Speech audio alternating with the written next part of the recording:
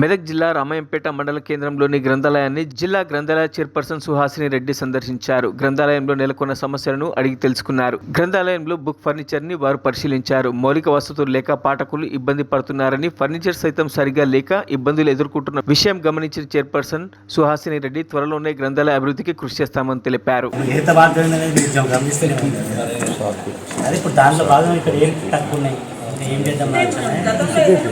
అన్ని మండలాలు 2 సార్లు 2 ప్రోగ్రాంలలో మొత్తం కవర్ అయినాయి.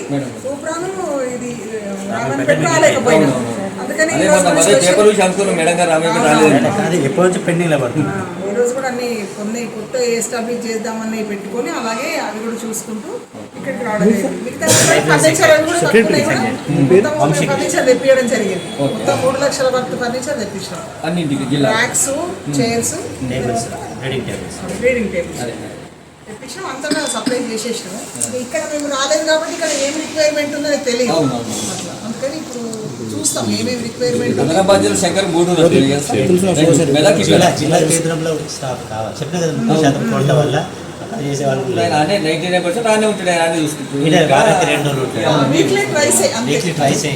అట్లాంటే మన నర్సాపూర్ నియోజకవర్గం పెట్టుకోవాలి. అక్కడైతే ఓన్లీ స్వీపర్ మీద నడుస్తుంది. మరిన్ని అప్డేట్స్ కోసం మా ఛానల్ని సబ్స్క్రైబ్ చేయండి.